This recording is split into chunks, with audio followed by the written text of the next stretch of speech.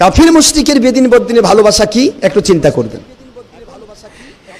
31st night মুখস্থ করে নেন। 31st নাইট অর্থাৎ পহেলা জানুয়ারি, পহেলা মহররম, মহররমও করা যাবে না, পহেলা মহররম অথবা পহেলা বৈশাখ, এ সব কিছু আপনারা নিয়ম কানুন জানবেন।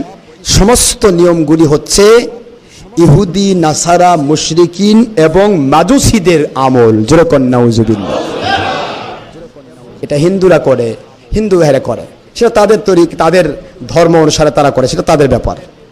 কি কথা বুঝতেছেন তো? যার ধর্মে সে করে। খ্রিস্টানরা 31st নাইট পালন করে, তারা যিশু খ্রিস্টকে ভালোবাসতে গিয়ে তারা 31st নাইট পালন করে। পহেলা জানুয়ারি আসতেছে, আমাদের ভালোবাসা করে, এটা খ্রিস্টানদের কাজ, তারা করে। হিন্দুরা করে, মুশরিকরা করে, মাজুসিরা করে। পহেলা নওরোজ যেটাকে বলা হয়, নওরোজ।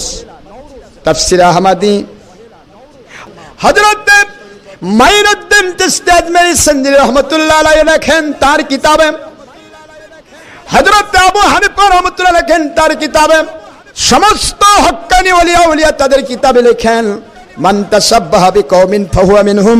এই হাদিস শরীফের ব্যাখ্যা দিতে গিয়ে বলেন, যদি নওরোজ উপলক্ষে, পহেলা বৈশাখ উপলক্ষে, অথবা 31st নাইট, অথবা পহেলা জানুয়ারি, অথবা পহেলা মহররম উপলক্ষে, নববর্ষ উপলক্ষে কেউ যদি একটা ডিম পরিমাণ অর্থ যদি ব্যয় করে, নববর্ষ উপলক্ষে একটা ডিমের টাকাও যদি কেউ ব্যয় করে, আমার কথা নয় ভাইজানরা, হক্কানি ওলিয়া উলিয়ার কথা, নবী পাক সাল্লাল্লাহু আলাইহি ওয়াসাল্লাম ওনার কথাকে ব্যাখ্যা করে তারা বলেন, একটা ডিম যদি কেউ ওই পথে ব্যয় করে, ওর জন্য ডিমের অর্থ যদি তারা ব্যয় করে, আল্লাহর নবী পাক সাল্লাল্লাহু আলাইহি ওয়াসাল্লাম ওনার ভাষায় ওনারা বুঝিয়ে দিচ্ছেন তাদের 40 বৎসরের ইবাদত ধ্বংস হয়ে যাবে।